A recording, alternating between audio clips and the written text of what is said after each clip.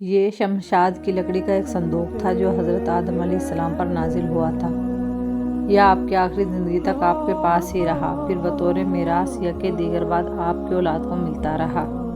یہاں تک کہ یہ حضرت یعقوب علیہ السلام کو ملا اور آپ کے بعد آپ کی اولاد بنی اسرائیل کے قبضے میں رہا، اور حضرت موسیٰ علیہ السلام کو مل گیا تو آپ اس میں تورات شریف اور اپنا خاص سامان رکھنے لگے۔ یہ بڑا ہی مقدس اور بابرکت صندوق تھا۔ جب بنی اسرائیل کفار سے جہاد کرتے تھے اور کفار کے لشکروں کی کثرت اور ان کی شوکت دیکھ کر سہم جاتے اور ان کے سینوں میں دل دھڑکنے لگتے تو وہ صندوق کو اپنے آگے رکھ لیتے تھے، تو اس صندوق سے ایسی رحمتوں اور برکتوں کا ظہور ہوتا تھا کہ مجاہدین کے دلوں میں سکون اور اطمینان کا سامان پیدا ہو جاتا تھا، اور مجاہدین کے سینوں میں لرزتے ہوئے دل پتھر کی چٹانوں سے زیادہ مضبوط ہو جاتے تھے، اور جس قدر صندوق آگے بڑھتا تھا آسمان سے نصر من اللہ و فتح قریب کی بشارت عظمی نازل ہوا کرتی اور فتح مبین حاصل ہو جایا کرتی تھی۔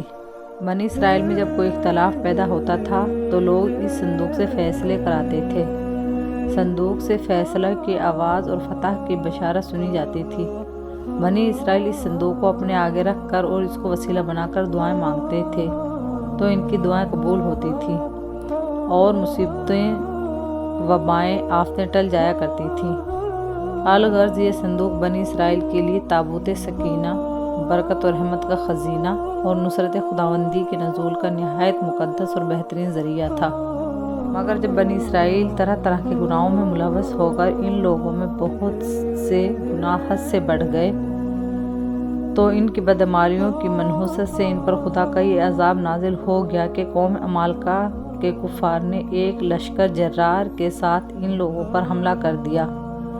ان کافروں نے بنی اسرائیل کا قتل عام کر کے ان کی بستیوں کو تباہ و برباد کر ڈالا، عمارتوں کو توڑ پھوڑ کر برباد کر ڈالا اور اس مقدس صندوق کو بھی اٹھا کر لے گئے۔ اس مقدس صندوق کو گندگیوں کے کوڑے میں پھینک دیا۔ لیکن اس بے ادبی کا قوم عمالقہ پر یہ عذاب پڑا کہ یہ لوگ طرح طرح کی بیماریوں اور مصیبتوں کے ہجوم میں جھنجھوڑ دیے گئے۔ چنانچہ قوم عمالقہ کے 5 شہر بالکل برباد اور ویران ہو گئے، یہاں تک کہ ان کافروں کو یقین ہو گیا کہ اس صندوق رحمت کی بے ادبی کا عذاب ہم پر پڑ گیا ہے، تو ان کافروں کی آنکھیں کھل گئیں۔ چنانچہ ان لوگوں نے اس مقدس صندوق کو ایک بیل گاڑی پر لاد کر بیلوں کو بنی اسرائیل کی بستیوں کی طرف ہانک دیا۔ پھر اللہ تعالیٰ نے 4 فرشتوں کو مقرر فرما دیا جو اس مبارک صندوق کو بنی اسرائیل کے نبی حضرت شمول علیہ السلام کی خدمت میں لائے۔ اس طرح پھر بنی اسرائیل کی کھوئی ہوئی نعمت دوبارہ ان کو مل گئی، اور یہ صندوق ٹھیک اس وقت حضرت شمول علیہ السلام کے پاس پہنچا جب کہ حضرت شمول علیہ السلام نے طالوت کو بادشاہ بنا دیا تھا، اور بنی اسرائیل طالوت بادشاہی تسلیم کرنے پر تیار نہیں تھے، اور یہی شرط ٹھہری تھی کہ مقدس صندوق آ جائے تو ہم طالوت کی بادشاہی تسلیم کر لیں گے۔ چنانچہ صندوق آ گیا اور بنی اسرائیل طالوت کی بادشاہی پر رضامند ہو گئے۔ اس مقدس صندوق میں حضرت موسیٰ علیہ السلام کا عصا اور ان کی مقدس جوتیاں، اور حضرت ہارون علیہ السلام کا امامہ،